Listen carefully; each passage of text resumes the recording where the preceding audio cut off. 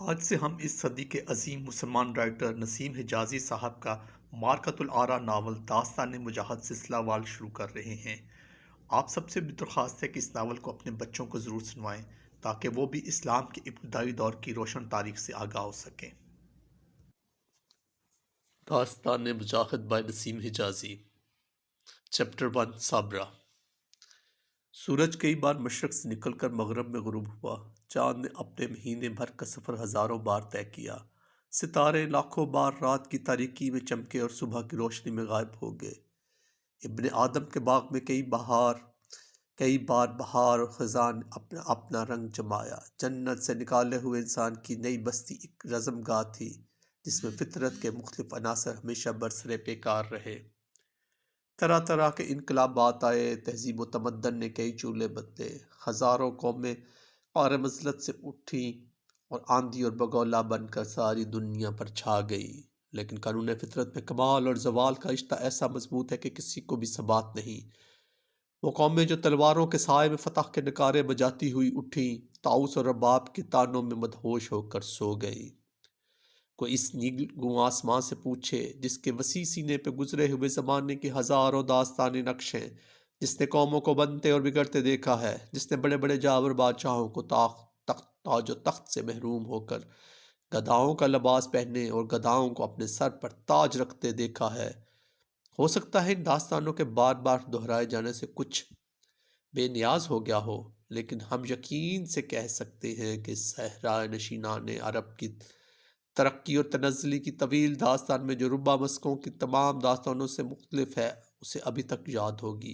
اگرچہ اس داستان کا کوئی حصہ بھی دلچسپی سے خالی نہیں، لیکن اس وقت ہمارے سامنے وہ رنگین باب ہے جبکہ مغرب و مشرق کی وادیاں، پہاڑ و صحرا مسلمانوں کے سمندر اقبال کے قدم چوم رہے تھے اور اس کی خار شگاف تلواروں کے سامنے ایران اور روما کے سلطان عاجز آ چکے تھے۔ یہ وہ زمانہ تھا جب کہ ترکستان، اندلس اور ہندوستان کی سرزمین مسلمانوں کی قوت تسخیر کے امتحان کی دعوت دے رہی تھی۔ بصرہ سے کوئی 20 میل کے فاصلے پر سرسبز شاداب نخلستان کے درمیان ایک چھوٹی سی بستی تھی، جس کے ایک چھوٹے سیدھے سادے مکان کے صحن میں صابرہ، ایک ادھیڑ عمر کی عورت، عصر کی نماز پڑھ رہی تھی۔ دوسرے 3 بچے کھیل کود میں مصروف تھے، 2 لڑکے اور 1 لڑکی۔ لڑکی نے اپنے ہاتھ میں لکڑی کی 2 چھوٹی چھوٹی چھڑیاں پکڑی ہوئی تھیں۔ لڑکی غور سے ان کی حرکات کا معائنہ کر رہی تھی۔ بڑے لڑکے نے چھڑی گھماتے ہوئے چھوٹے لڑکے کی طرف دیکھا اور کہا، دیکھو نعیم، میری تلوار۔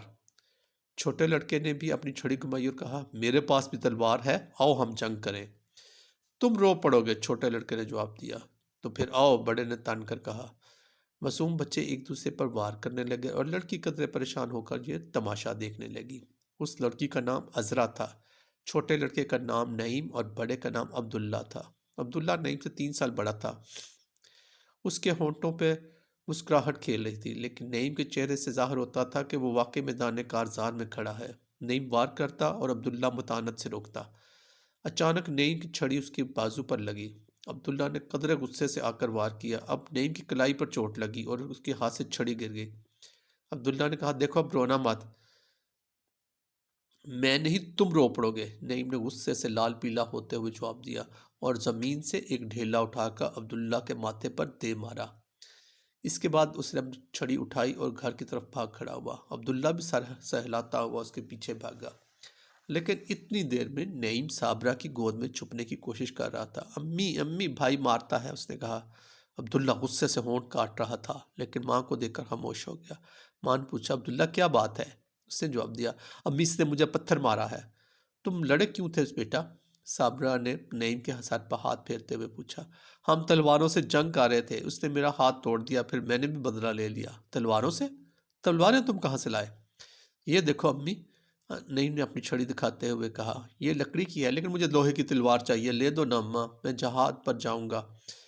کم سن بیٹے کے منہ سے جہاد کا لفظ سننے کی خوشی وہی مائیں جان سکتی ہیں جو اپنے جگر کے ٹکڑوں کو لوری دیتے وقت یہ گایا کرتی تھی، اے رب کعبہ، میرا یہ لال مجاہد بنے اور تیرے محبوب کے لگائے ہوئے درخت کو جوانی کے خون سے سیراب کرے۔ نعیم کی زبان سے تلوار اور جہاد کے الفاظ سن کر صابرہ کا چہرہ خوشی سے چمک اٹھا۔ اس کے رنگ و ریشہ میں مسرت کی لہریں دوڑنے لگیں۔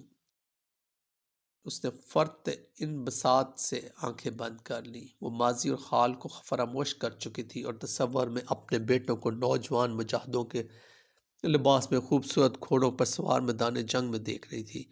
وہ دیکھ رہی تھی کہ اس کے لال دشمن کی صفوں کو چیرتے اور رونتے جا رہے ہیں، اور دشمن کے گھوڑے اور ہاتھی ان کے بے پناہ حملوں کی تاب نہ لا کر آگے بھاگ رہے ہیں۔ اس کے نوجوان بیٹے اور اس کے تعاقب میں ٹھاٹھے مارتے ہوئے دریاؤں میں گھوڑے ڈال رہے ہیں۔ وہ دشمن کے نگرے میں کئی بار اٹھ کر گرتے ہیں اور بالآخر زخموں سے نڈھال ہو کر کلمہ شہادت پڑھتے ہوئے خاموش ہو جاتے ہیں۔ وہ دیکھ رہی ہیں کہ جنت کی حوریں ان کے لیے شراب طہور کے جام لیے کھڑی ہیں۔ صابرہ نے ان للہ و انا الیہ راجعون پڑھا اور سجدے میں سر رکھ کے دعا مانگی۔ اے زمین و آسمان کے مالک، جب مجاہدوں کی مائیں تیری بارگاہ میں حاضر ہوں تو میں کسی سے پیچھے نہ رہوں گی۔ ان بچوں کو اس قابل بنا کہ وہ اپنے آباء و اجداد کی روایات کو قائم رکھ سکیں۔ دعا کے بعد صابرہ اٹھی اور بچوں کو گلے لگایا۔ انسانی فطرت کے ہزاروں واقعات ایسے ہیں جو عقل کی محدود چار دیواری سے گزر کر مملکت دل کی لامحدود وسعتوں سے تعلق رکھتے ہیں۔ ہم دنیا کے ہر واقعہ کو عقل کی کسوٹی پر رکھیں تو ہمارے لیے بعض اوقات نہایت معمولی باتیں بھی طلسم بن کر رہ جاتی ہیں۔ ہم دوسروں کے احساسات و جذبات کا اندازہ اپنے احساسات اور جذبات سے کرتے ہیں۔ ان کی وہ حرکات جو ہماری سمجھ سے بالاتر ہوتی ہیں ہمارے لیے معمہ بن جاتی ہیں۔ آج کل کی ماں کو قرون اللہ کی ایک بہادر ماں کی تمنائیں اور دعائیں کسی قدر عجیب معلوم ہوں گی۔ اپنے جگر کے ٹکڑوں کو آگ اور خون میں کھیلتے ہوئے دیکھنے کی آرزو انہیں کسی قدر بھیانک نظر آتی ہوگی۔ اپنے بچوں کو بلی کا خوف دلا کر سلانے والی مائیں ان کو شیروں کے مقابلے میں کھڑے ہونے کی خواب کب دیکھتی ہوں گی۔ ہمارے کالجوں، ہوٹلوں، قہوہ خانوں میں پہلے ہوئے نوجوانوں کا علم اور عقل پہاڑوں کی بلندی اور سمندر کی گہرائی کو خاطر میں نہ لانے والے مجاہدوں کے دلوں کا راز کیسے جان سکتی ہے؟ رباب کے تاروں کی جنبش کے ساتھ لرز جانے والے نازک مزاج انسانوں کو تیروں اور نیزوں کے مقابلہ میں ڈٹ جانے والے جوان مردوں کی داستانیں کسی قدر حیرت انگیز معلوم ہوں گی۔ اپنے گھونسلے کے ارد گرد چکر لگانے والی چڑیاں عقاب کے انداز پرواز سے کس طرح واقف ہو سکتی ہیں؟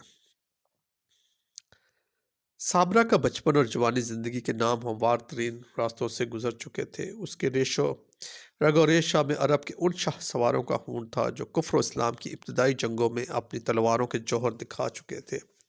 ان کا دادا جنگ یرموک سے غازی بن کر لوٹا اور قادسیہ میں شہید ہوا۔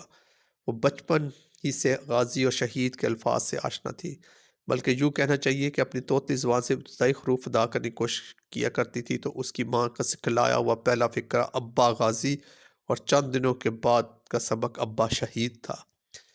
ایسے ماحول میں پرورش پانے کے بعد اس کی جوانی اور بڑھاپے سے ہر وہ توقع کی جا سکتی تھی جو ایک مسلمان فرض شناس عورت سے وابستہ کی جا سکتی ہے۔ وہ بچپن میں عرب عورتوں کی شجاعت کے افسانے سنا کرتی تھی۔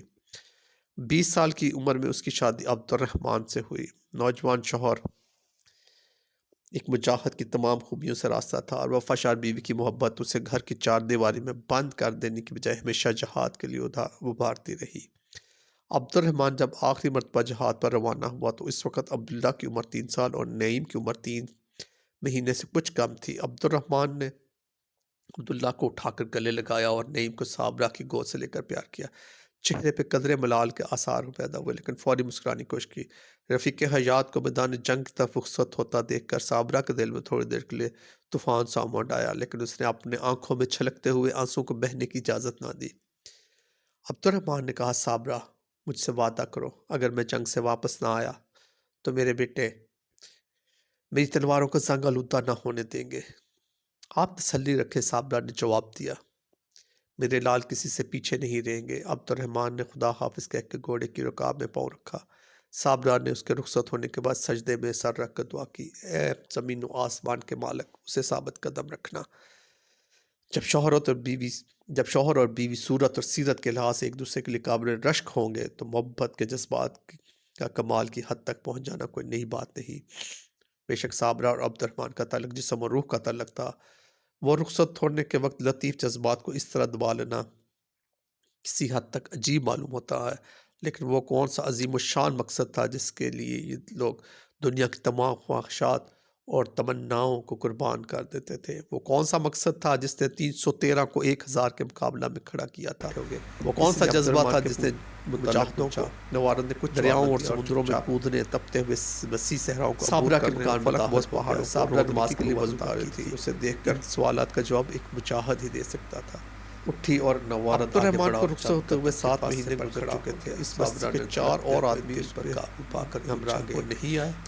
ایک دن عبد الرحمان کا ساتھی واپس آیا اور اونٹ سے اترتی صابرہ کے گھر کی طرف بڑھا۔ آتے ہی بہت سے لوگ اس کے اکٹھے ہو گئے۔ کسی نے عبد الرحمان کے متعلق پوچھا۔ نوارد نے کچھ جواب نہ دیا۔ اپنی آخری لمحات میں جب وہ زخموں سے چور تھے انہوں نے یہ صابرہ کے مکان میں داخل ہو گیا۔ صابرہ نماز کے لیے وضو کر رہی تھی۔ اسے دیکھ کر صابرہ میری آرزو پوری ہوئی۔ اس وقت جب میں اور نوارد آگے بڑھا اور چیک کر رہا کے پاسے پر کھڑا ہو گیا۔ میرے کانوں میں ایک عجیب راگ گونج رہا ہے۔ پوچھا وہ نہیں آئے؟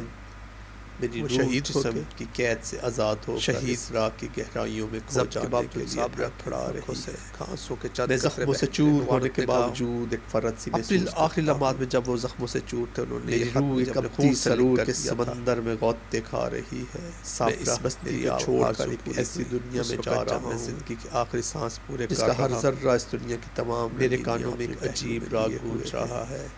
میری موت پر آنسو نہ بہانا، میری روح جسم کی قید سے آزاد ہو کر اس راہ کی یہ خیال نہ کرنا کہ میں تم سے دور جا رہا ہوں۔ ہم کسی دن ایسے مقام پر میں زخموں سے چور ہونے کے باوجود ایک فرد سی محسوس کرتا ہوں جہاں کی صبح و شام سے میری روح ایک ابدی سرور کے سمندر میں غوطے کھا رہی ہے۔ یہ مقام اگرچہ چاند اور ستاروں سے کہیں بلند ہے ایسی دنیا میں جا رہا ہوں ایک ہی جہت میں پہنچ سکتا جس کا ہر ذرہ اس دنیا کی تمام رنگینیاں اس مقام تک پہنچنے کا راستہ دکھانا تمہارا میری موت پر آنسو نہ بہانا۔ میں تمہیں بہت کچھ لکھتا مگر میری روح جسم کی قید سے آزاد یہ خیال نہ کرنا کہ میں تم سے دور جا رہا ہوں۔ ہم کسی دن ایسے مقام پر بیٹھے ہوں گے جو دائمی سبھی کا مرکز ہے جہاں کی صبح شام تلوار بیچ رہا ہوں بہار خزاں سے آشنا نہیں۔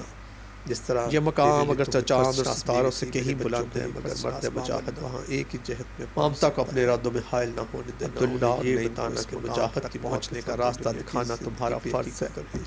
میں تمہیں بہت کچھ لکھتا مگر میری روح جسم کی قید سے آزاد ہونے کے لیے بے قرار ہے۔ میں آقا نامدار کے پاؤں چومنے کے لیے بےتاب ہوں۔ میں تمہیں اپنی تلوار بیچ رہا ہوں بچوں کو اس کی قدر و قیمت بتانا۔ جس طرح میرے لیے تم ایک فرض شناس بیوی تھی میرے بچوں کے لیے فرض شناس ماں بننا۔ مامتا کو اپنے ارادوں میں حائل نہ ہونے دینا انہیں یہ بتانا کہ مجاہد کی موت کے سامنے دنیا کی زندگی بے حقیقت اور ہیچ ہے۔ تمہارا شوہر۔